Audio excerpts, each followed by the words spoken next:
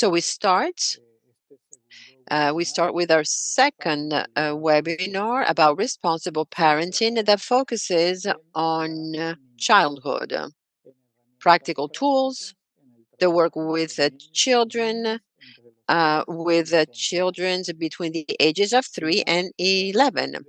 So without any further ado, we welcome again Abel Saraiva, and we apologize again for the inconvenience caused by technical issues. And we hope that this webinar is of great interest to all. Well, good morning, and I hope everyone can hear me well. I want to start by saying that the second session of this webinar Hoy, that hoy we vamos will today be discussing about the topic of responsible parenting within the framework of the ages between 3 and 11 years old.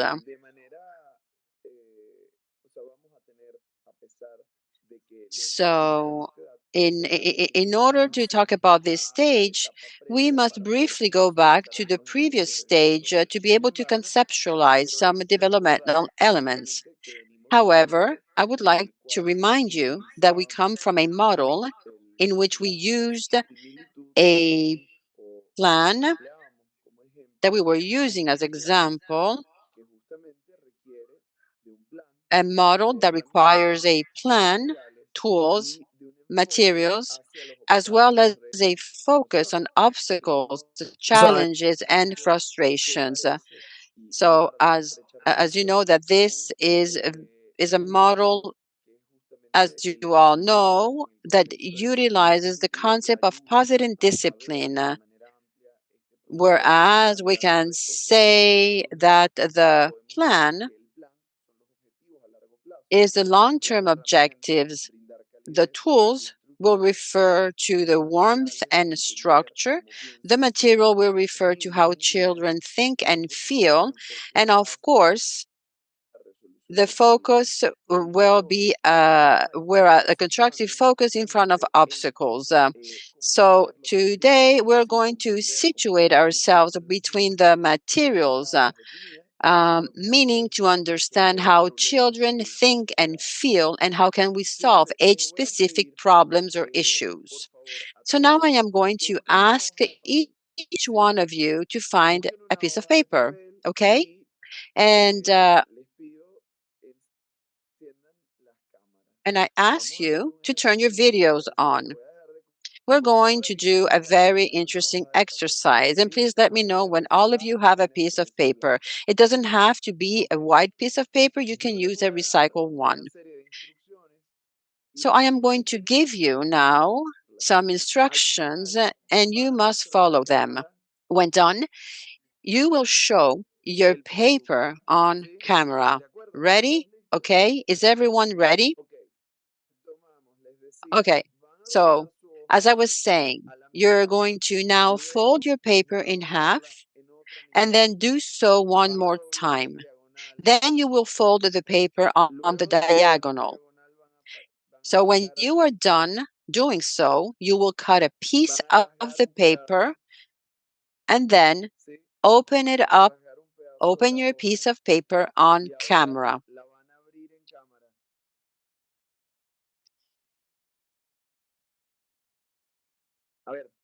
Okay, let me see. How did you do? muestren su hoja, Paper, ¿no? it's very important. This is the essential part of the exercise. Okay.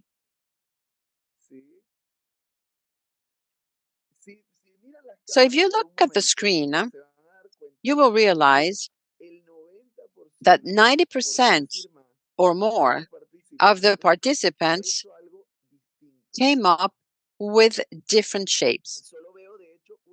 I can only see one participant with a result just like mine. Okay, so what do you think happened? I would like to hear from a couple of you. If anyone wants to share anything with us, what do you think happened here? I think that the instructions were too fast and we and we could not think. Okay, what else?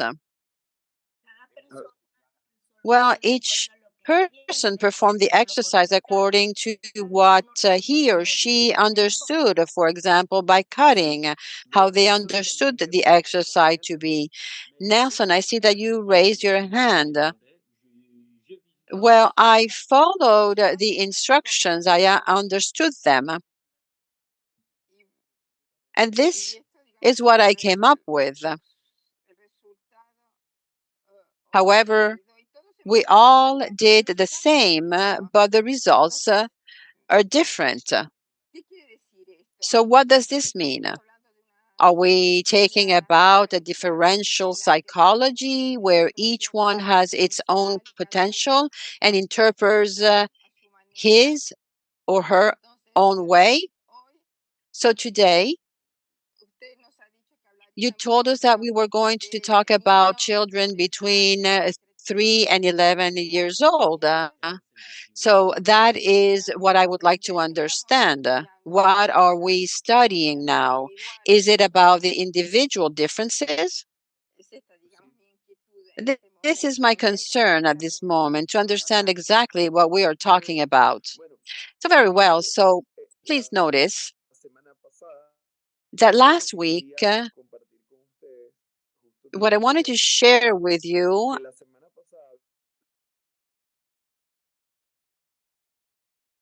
had to do that the last chapters, those two processes have to do with providing safety and information. So when talking about information, it would appear that if we provide the same instruction to all, then the result should also be the same for everybody.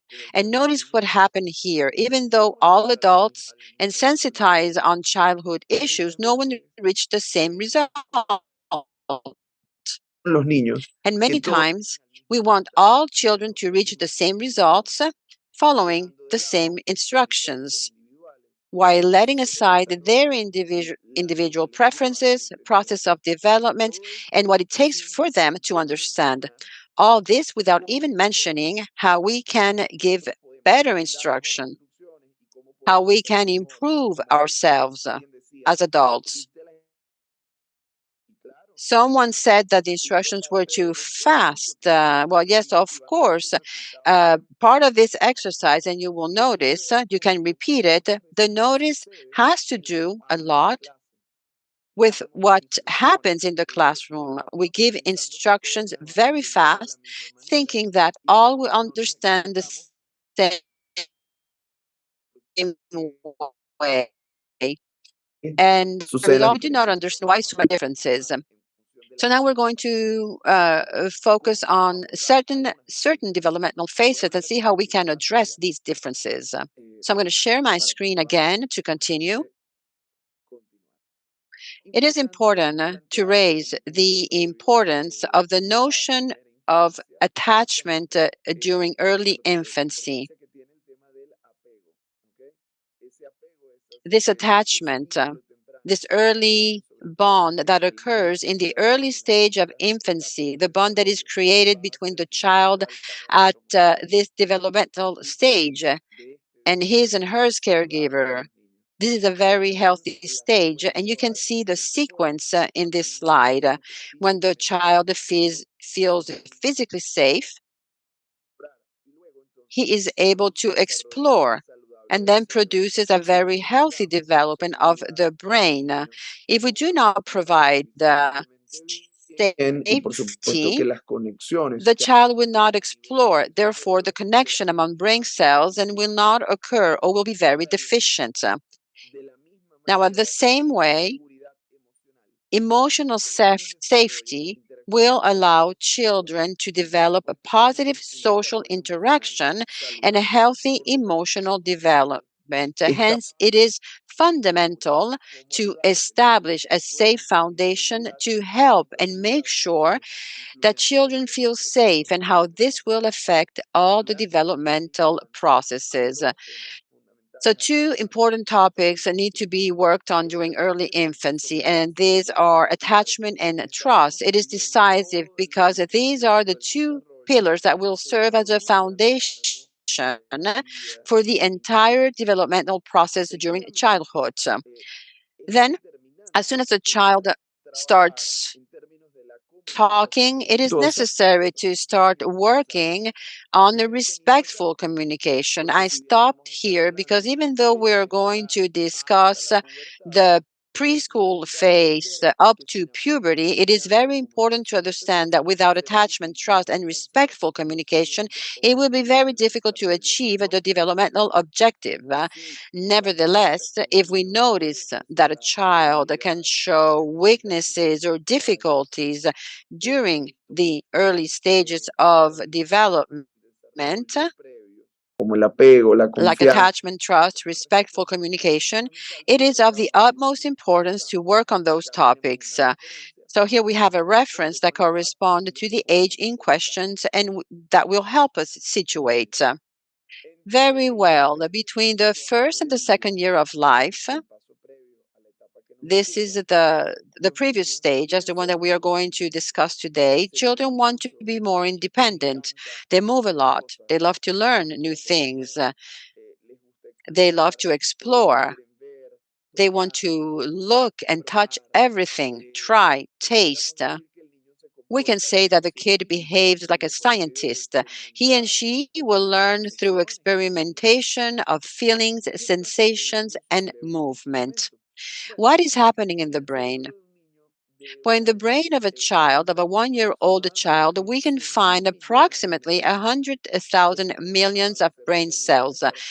The brain cells are going to be decisive in establishing brain connections. So, what happens? That each brain cell can connect with at least 1,000 more.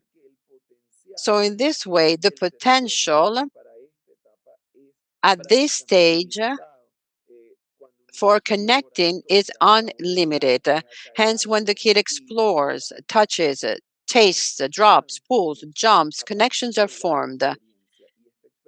So it's from this experience that the so so hence with the kid cannot do so, cannot explore, doesn't have this opportunity, he will have a lower potential throughout his developmental stage, meaning that a kid that cannot explore will have a very limited horizon.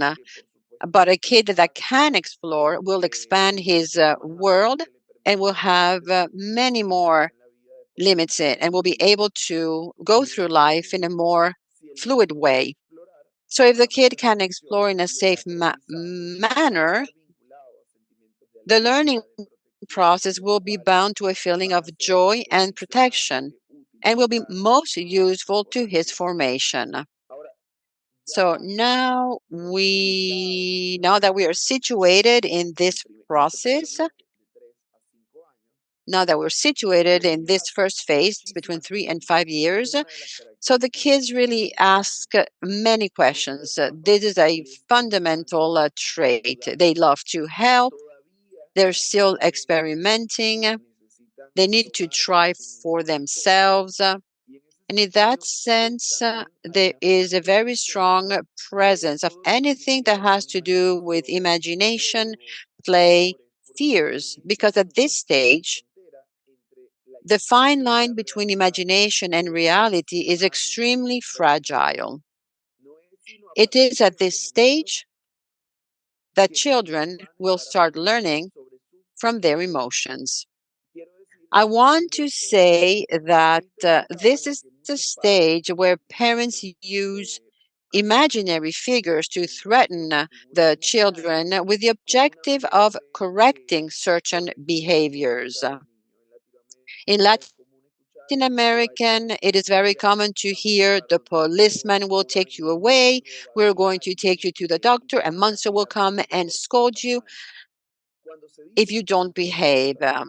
Although we must say that for an adult, this is taken as a joke, but for a kid, this is very real because at this age, the difference between reality and fantasy is very short, and all these elements are very, very scary for them.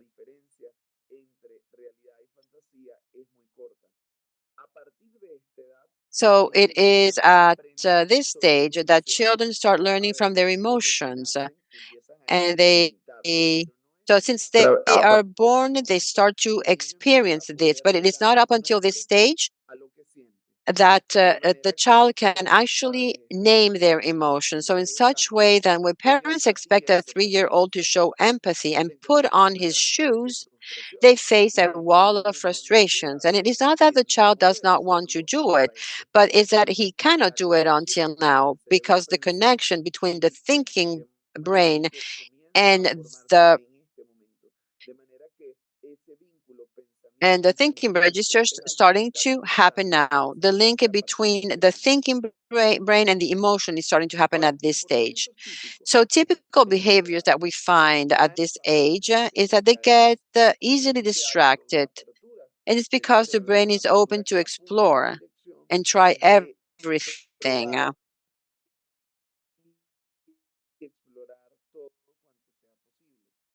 soon as they can. They're interested in reading, they want to be se independent, interesan en todo, and they have a difficulty transitioning from one activity to another. For example, when you ask a child to get into the bathtub, that it's bath time, and he doesn't want to, he rejects, he complains, he cries, and then when finally it's time for him to get out of the bathtub, he's complaining, he's crying, and he doesn't want to get out of the bathtub. What is not important to us may be very important to them. For example, the color of a shirt, how the fruit should be cut. For example, leave the house without their favorite toy. Those are a few examples that may detonate a very intense emotions.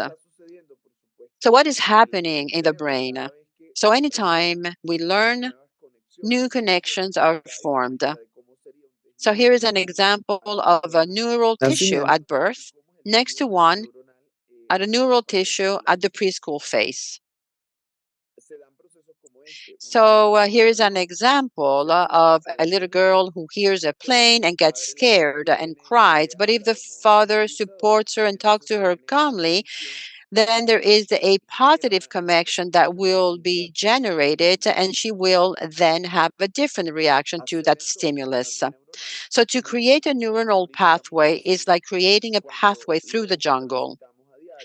Walking through the same pathway daily will mark the way. The more you walk the pathway, the more defined and easy it will be to follow.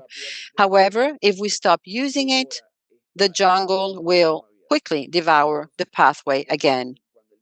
So when a child learns something and when he practices over and over this learning, he will get stronger and will be able to apply his new acquired skills in the future. So another way of saying this is that these neural connections make it easier to remember, apply, connect to new information.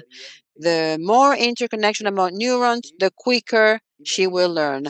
I want to give you now an example to see how you would interpret this. Let's imagine that we are now home and that we are cooking.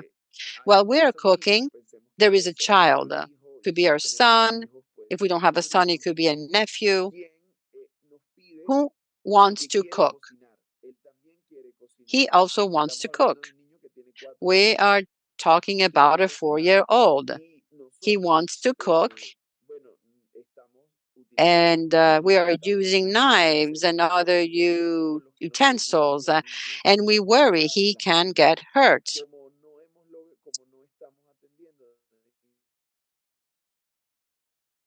Because we're inmediato. not attending or letting him help, the child will cry intensely. What do you think can be done?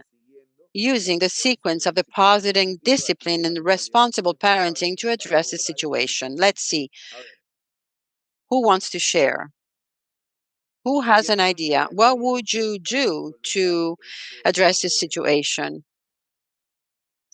I would give him a plastic knife and would let him participate or let him help with something that does not involve a knife. So just to allow him to participate.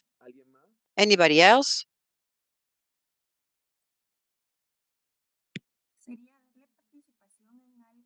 I would let him participate without a knife. Yes. Well, um, notice that there is a very important element. Hagamos el ejercicio. Now, let's go through the exercise together. We discussed this last week. If we have a problem and the child demands attention while we are doing something else, the first thing to do is to understand, to know how the child at that age feels and think. He wants to participate, he needs to explore, and he wants to collaborate. So, how can we do this? Well, first, we have to connect with warmth, and it's connected with how we validate what he wants to do, recognizing and celebrating his willingness to help, and taking into account his needs. And from there, provide some behavior guidelines. Of course, you cannot give a knife to a 4-year-old, but you can find a toy knife, or you can give him something. For example, if you, I'm going to use an example that could apply in other contexts. Like, let's say if you're kneading bread, for a Venezuelan, it would be an arepa, but let's say that you are kneading bread and the child wants to knead bread, you can give him a piece of dough so that he feels that he is contributing, he is participating to the process of the elaboration of the food. So, so many parents know that they cannot understand that the child cannot cook, so would like not to have a kid next to a hot oven, for example. But this way, the child feels included, and the parents will also take the opportunity to give some behavioral guidelines to then this could be included into our long-term objectives that will include independence, autonomy.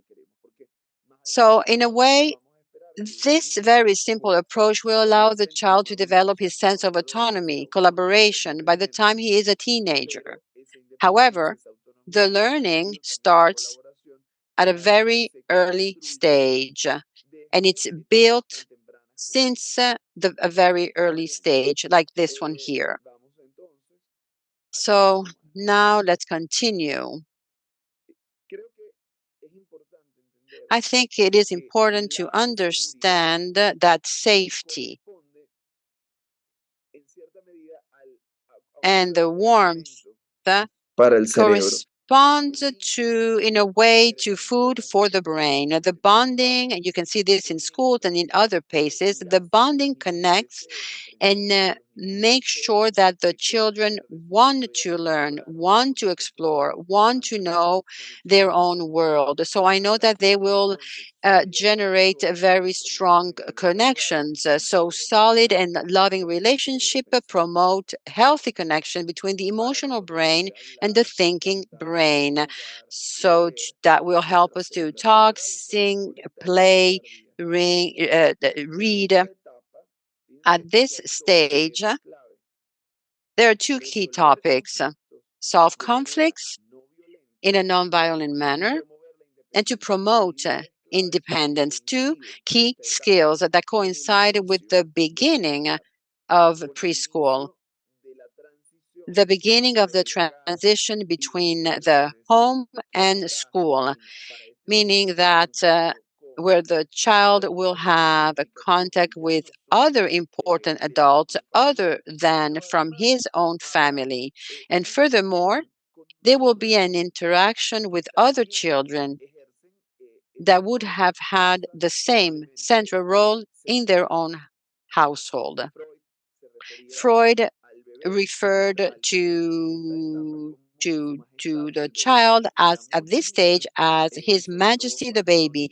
For many children, and mostly when they're only childs, or when the parents really, really wanted to have children, or they're so happy to have them, Part of the family routine is centered around the child. So when the child gets to preschool, he will find other children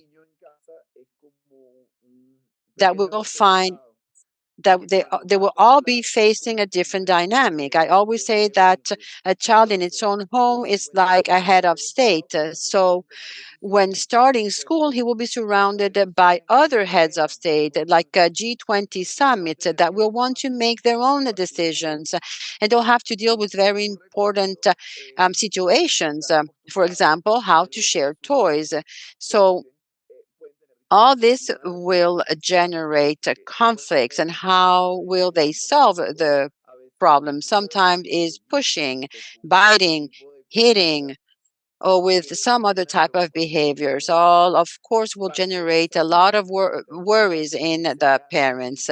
So, part of the challenge at this stage is to teach children to solve the issues in a non-violent manner. Let me add that there are also many cases of children who are not the center of attention in their own families, either for being neglected or for cultural context. In that we require the families to pay attention to their children, to make an effort to do so.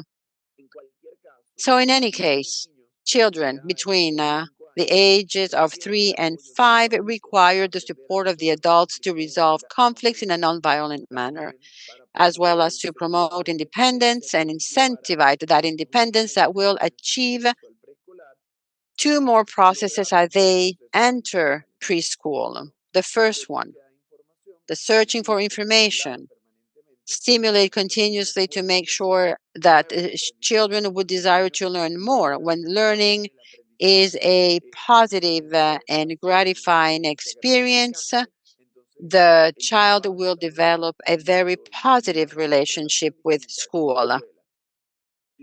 And secondly, on the other hand, Sumamente it is importante. also very important to work on respecting the feelings of others, to understand how the other one may feel, and be able to understand and identify his or her own emotions very well. Now,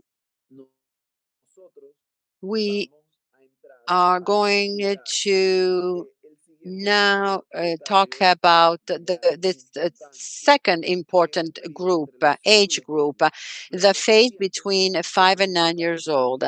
So the majority of the kids experience the formal entrance to school. It's a beginning of learning how to read, how to write, and we will see some key aspect that will have an impact. Like the temperament, the forging new friendships, and the handling of conflicts that are typical of these age groups. Podamos I believe it is important at this time to make sure to have a fluid process. And then now we must take a break for our interpreters to then come back and review the 7 dimensions associated with the temperament, and subsequently introduce the puberty phase to then cover all that relates to this age group.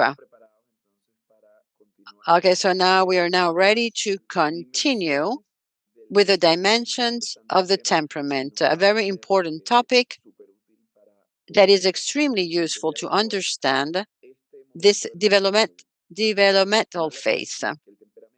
It is worth mentioning that the temperament has to do with a series of characteristics of the personality that will point to traits that will allow us to identify challenges and opportunities. In general, when we look at a child's behavior, we concentrate on the behavior we most feel comfortable with. Whereas when we look at the temperament, it will help us to situate behind each dimension aspects that could be strength, but also can represent challenges. The first dimension is the activity level.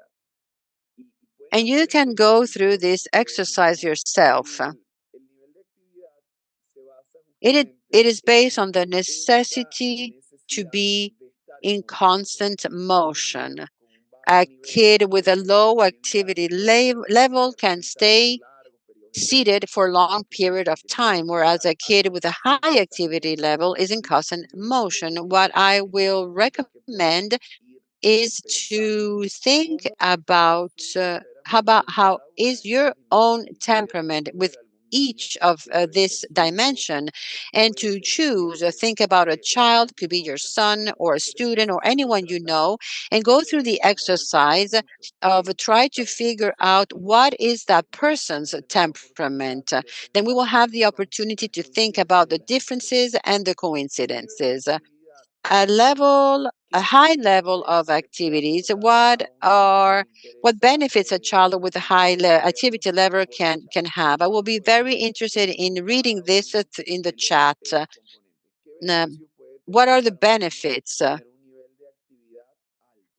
for a child to have a high activity level, or what are the benefits for a low level of activity? As you share your share your share your ideas, and let me share with you that a child with a low activity level maybe have can have it's better suited for a conference, it's more suited for a concert, for a school trip.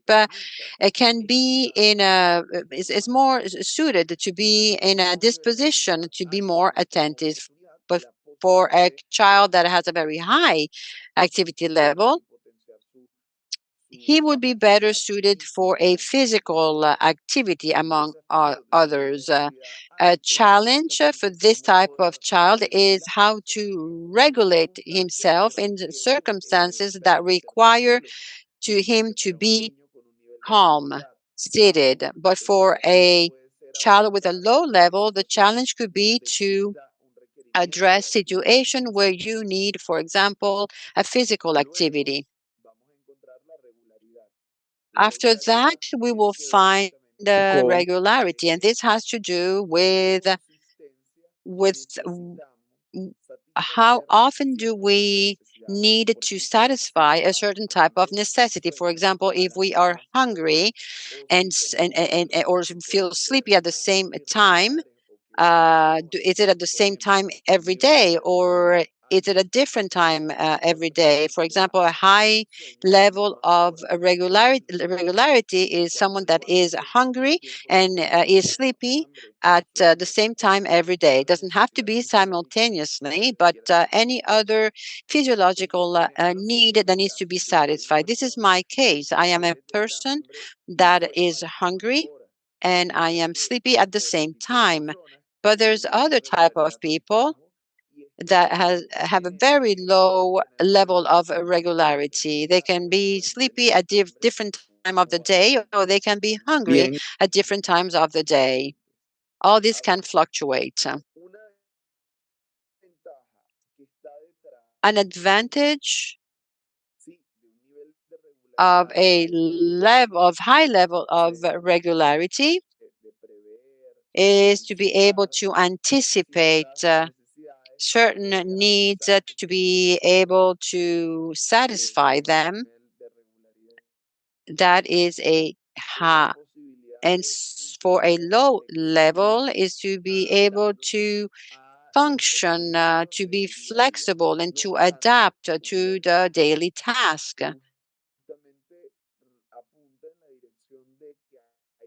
So, of course, there is an element of a risk that perhaps you won't be able to satisfy some of your needs, and because of these fluctuations during the day, ocurrir you will not eat when you're hungry, or you cannot sleep when you are hungry, and this will not adapt to my routine. So when we talk about a high level of regularity, a challenge can be to be too rigid. If I'm always hungry or I'm sleepy at the same time, part of my challenge is that all of a sudden, if I am not, my need is not satisfied when I need so, I can feel discomfort. On the other And when we talk about a response to new situation, a very high level is a type of person that will enjoy meeting other people, visiting new places. He's open to new experiences, whereas a low level will imply reject new people, new places, or new experiences or unknown experiences. The advantage of a person with a low level is a person can be more prudent, is better at assessing risk, whereas the advantage of someone with a high level is one with a high capacity to meet and bond with new processes. The disadvantage with this type of person also will have to assess new risk or be facing new risk. But someone with a low level can respond to new situation if he if he doesn't want to go through de anything new, he crecimiento can debería. miss out on new experiences that can result on growth or benefits. When we look at the adaptability, we have to think about that a high level has to do with the people that are very that adapt easily to new routine and to the environment. And someone with a low level, it's people that have difficulty to adapt to changes. To differentiate this of a new situation, the responses have to do with stimuli, with people, with new location, places, with new food, perhaps, and whereas the adaptability has to do with the routine. It has to do with how long will it take us to incorporate a change in our daily life. For example, if in the morning we are used to waking up, having a cup of coffee, meditate, and then we go out and start our day. What will be our capacity to change this? To some people, the routine is indispensable, and if you alter the routine, the rest of the day, it will be very difficult for them to regulate their own emotions. The advantage with someone with a high level is that they can be very flexible and can respond to all the changing um, things that happen in their environment, and whereas so the disadvantage was someone with a very low level is a person that can be very rigid and that can experience discomfort in a very changing environment, whereas someone who has a high level is someone who actually go through the risk of being inconsistent or not getting everything satisfied due to all the changes that occur in his environment. And now you can see with these images, someone who has a very high level of adaptability, when they get to a very cold place, he starts playing with snow and enjoying the environment. But someone who is not cannot adapt, it would take longer for him to assimilate this change or this routine. Then we get to the fifth element is this is one of the elements that mostly affect in the context of the education, the level of distraction. A high level of distraction is present in people that actually look at everything and their attention is distracted by everything. A low level is for people who can actually concentrate for a very long period of Porque time. Also, the advantage of these type of people is that they concentrate, they are detail oriented, and for the ones with a high level, what could be the advantage? You know, we talk about every day more and more about ADD, attention deficit disorder, but a person that has a very high level of distraction is actually a person that can multitask and can actually pay attention to different stimuli and can actually react to a lot of things at the same time. But of course, with the high level of distraction, of course, it could be more difficult for them to be very detail oriented. And for someone that has a low level is actually the fact that they are not able to respond at the changing environment. Now, when we talk to the sixth dimension, we talk about persistent, people that actually with a high level, they finish the task, the type of a person that will finish the book or finish the movie, even though they do not like the movie or the book. Whereas if you have a low level of persistence, is someone who loses interest rapidly. It's a typical person that is in front of the TV and keeps changing the channels constantly.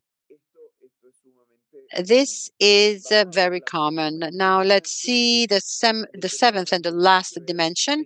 This has to do with the intensity, with people who have high intensity. These are people that show sadness or any type of emotion that we can really see it with clarity. Someone has a very low level of intensity will not show its own emotion. So it's very difficult to differentiate these people. We cannot see if this person is happy, is sad, or is angry. What happens with that?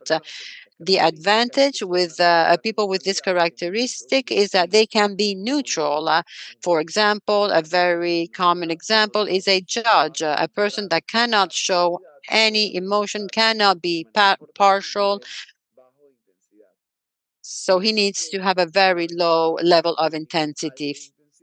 For someone who has a high level, the advantage is that help the others to who help the others see how to react in front of a person like this. A disadvantage of a person that is has a high level of intensity could be that we can only center on our own emotions. And a disadvantage in the low level, it could be that we can show a discomfort in performing a certain task, and nobody will know that we feel discomfort. So, what is it important? It is important to talk about this. What is it important to recognize the dimension of the temperament? Because it will never be the same to say that a child is very distracted or that he is bothersome or that he doesn't know how to control himself than to say that it is a child that has a high level of distraction. But however, when you identify the problem, this allows us to recognize that behind that trait, there is a potential. Behind a child that does not easily adjust to the school routine can be a child who has an enormous capability to embrace new experiences. Or behind a child that is restless, you may find that he may have enormous potential and capacity for sports activities. Now I'm going to propose an exercise. Imagine a 7-year-old who is starting the school year and he keeps persistently standing up from his desk up at the beginning of class. You try to make him return to his seat. However, he insists on standing up, and when you approach another kid to answer his question, the kid in question runs away.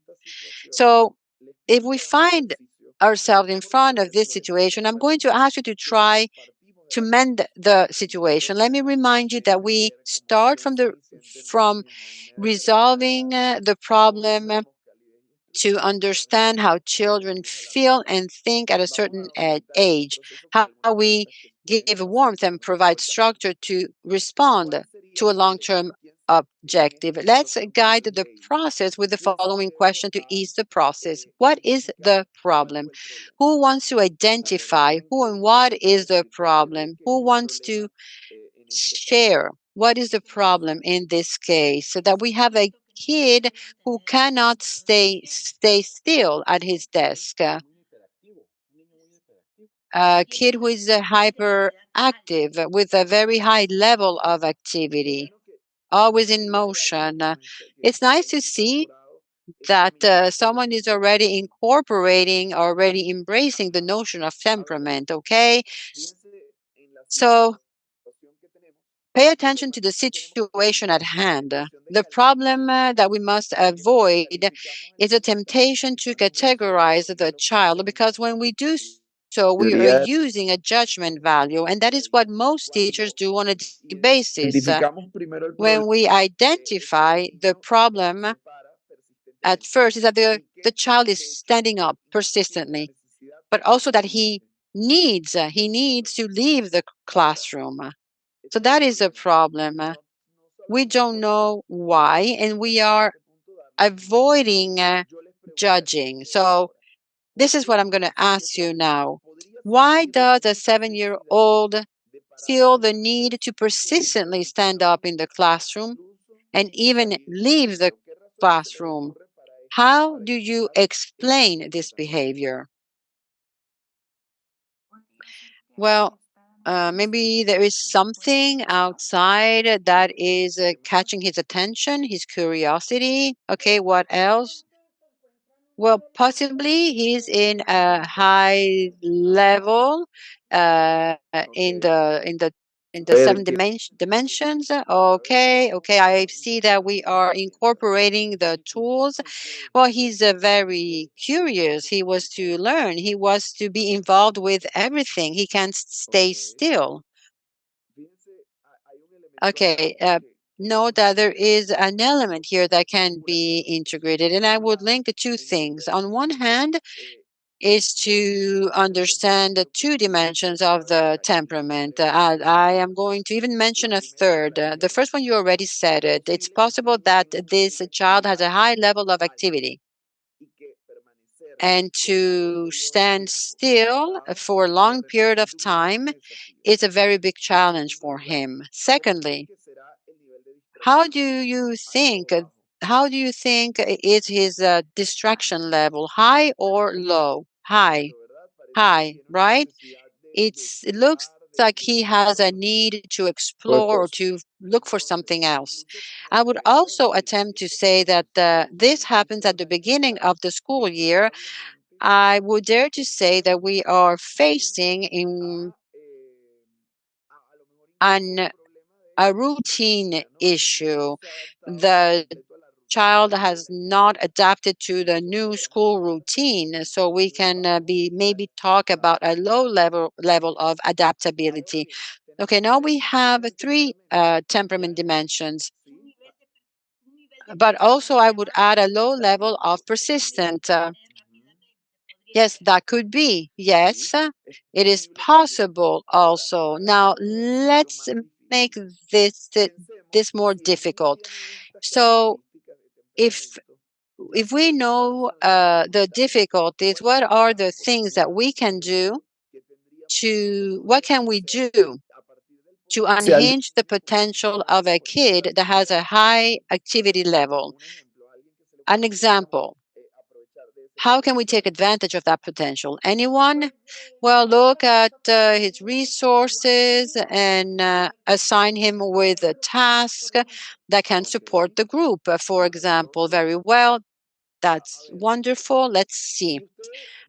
I am going to share an example.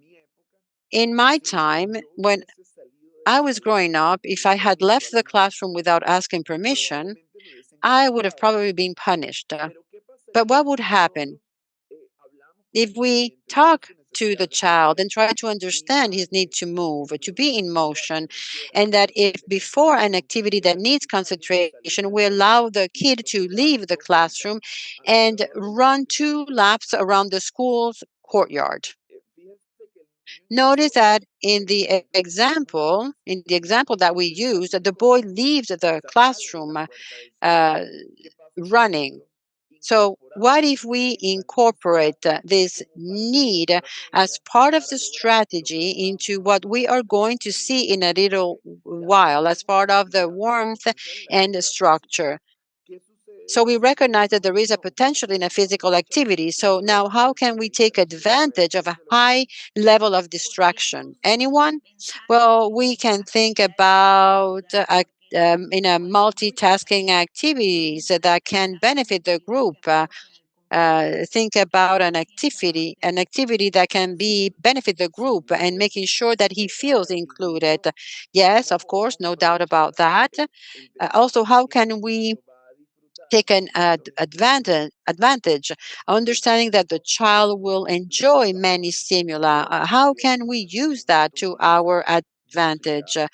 Perhaps we Utilizar can use music, colors, images, or other resources that can help the child to focus his attention. Anybody has an addition element? Yes, another element that we talked about. Yes, perhaps he can find ways we can use like emojis, smiley faces when he finishes a task. Yes, that could be that could be a very good resource. Another element that we had talked about could be the level of persistence. If the level is low, perhaps we have to talk or to take advantage of the capacity of change and introducing activities that require higher levels of concentrations with minor transitions and variations that can get us closer to making sure that the culminar child las can finish the task. And also, there we could be using the system that you mentioned, where we reinforce, where we validate, and we recognize when the child completes his activity. But what happens with a low level of persistence is that we have to adopt shorter activities to increase little by little his endurance to complete longer tasks.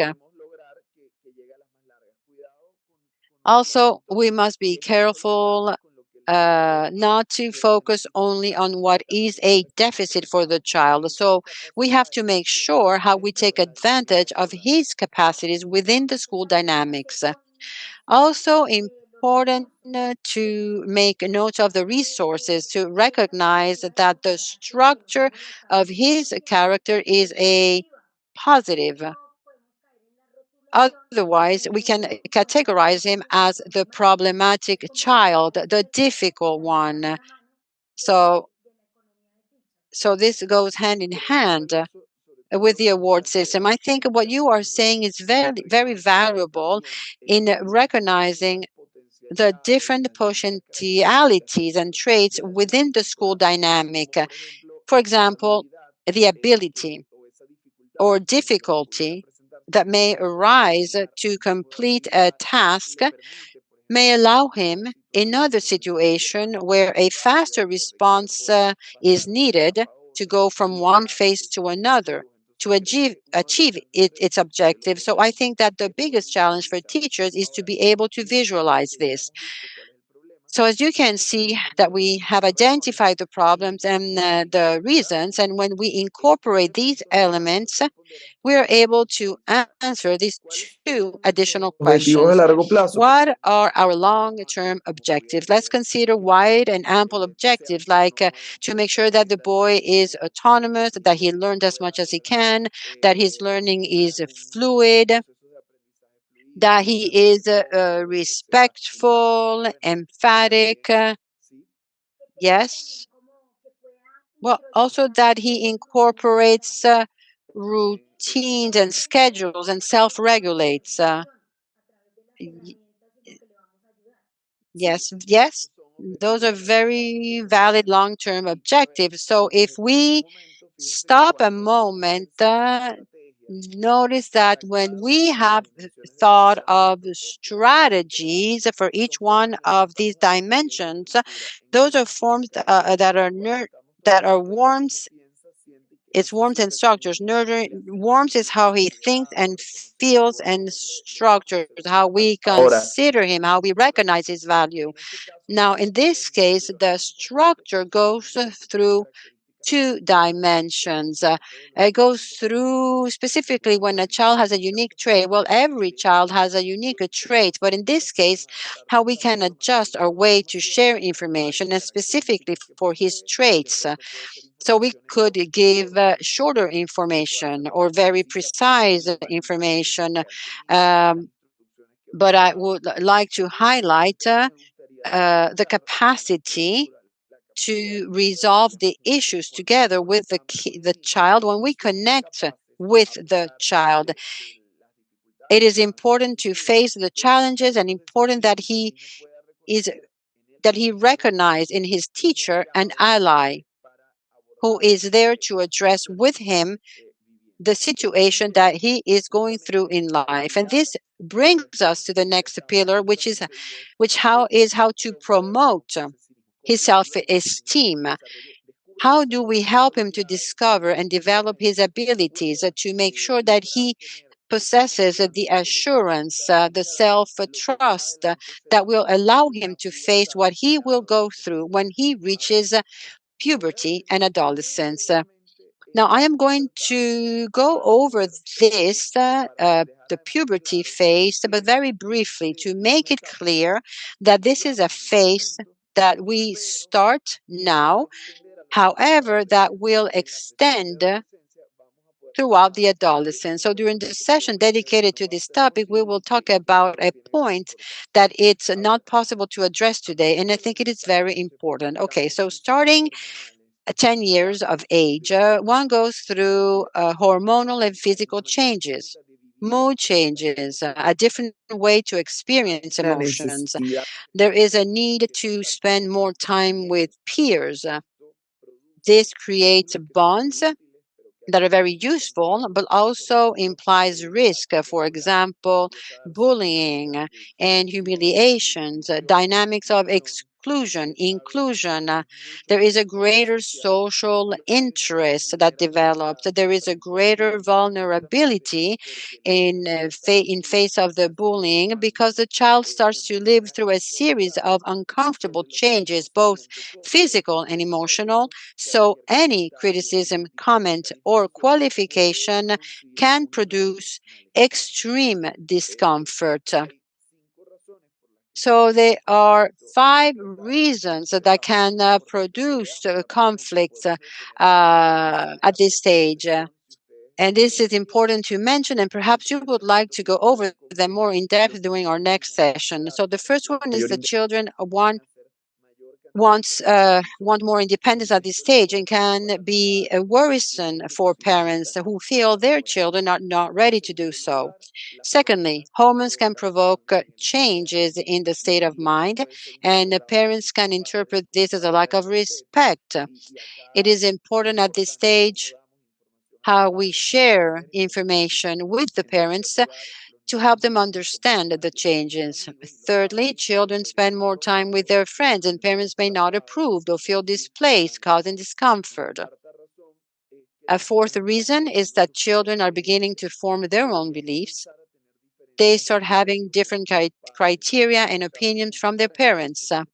And all this will be discussed when we discuss adolescence. The fifth point is that parents, grandparents, and caregivers worry about the safety of their children, which is a challenge in itself. sobre la So I want to leave 2 things at the table to round up the topic of today's session. If you scold, yell, hit a child because he is exploring, his brain will connect less. It implies that the child will explore less and learn less. So this learning will be linked to pain, stress, fear, and aggression. However, if we link learning with love, information, we will provide them with more tools to learn, to experience, and provide more tools for them to face life. I am now going to stop sharing my screen. I'm going to start sharing my screen again, but I would like to see if you have some doubt and some questions. We had less time today, but let me tell you that we will have another session that we will discuss the topic of the adolescence, the teenage phase. Um, all this will be talked in the next session. Well, I think that this correlation between pain, scolding, and learning is a key aspect, meaning how did we learn ourselves? How do we find satisfaction or not in the learning process? Can you tell us something about this? Well, there is no doubt that when we learn and we link the this process with the concept of duty, an obligation or an imposition, we find that children, even though capable of responding to the demand, they will do so with less interest and even applying a lesser potential to it. When learning is a pleasure, it's not only it not only facilitates its development but also expands the potentiality, because a child who perceives it as enjoyable is a child that will voluntarily and systematically expose himself to life experiences that will provide learning. When learning is an obligation, the child will distance himself from the educational process as much as he can. And this is definitely damaging. Perhaps if we would look at how we were formed, perhaps with many opportunities for the future, I think that if we work on the bond between teacher and student, it's in that space that will arise a margin of opportunity that will facilitate the learning. So, in other words, if we work on the bond, the learning will follow. If we prescind this bond, then both teachers and students will have to come up with an effort of titanic proportion to learn.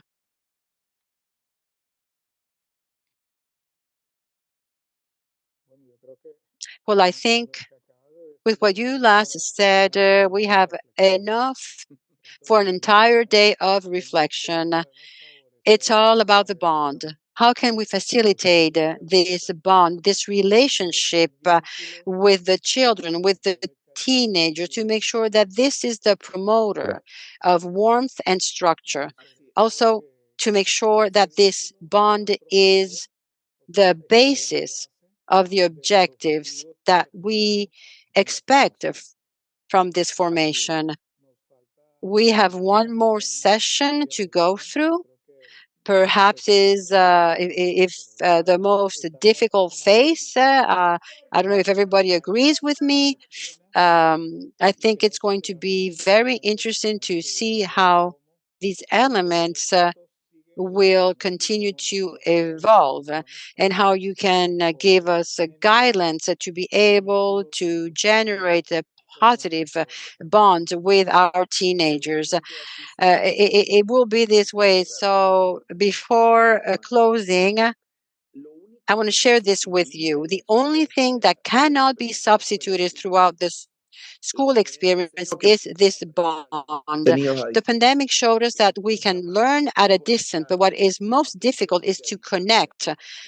So let's keep in mind that the bond is a great tool as well. And this is for the children, but it's even more for the teenagers. So I think that for the next sessions, we will have a lot to talk about. And I hope that we'll be able to reflect and to share with you elements that will be very useful in within your own context. I'm very grateful and very happy with your participation, and we will meet again uh, in the third sessions with this cycle of webinars that we are doing here with BICE. Thank you so much, Abel, for this. We have learned a lot about patience and our capacity to solve problems. Have all of you a very good day, good morning, a good afternoon, and good evening. And we will see you again next week. And please use the same Zoom link that you have used today. Have a good week and take care.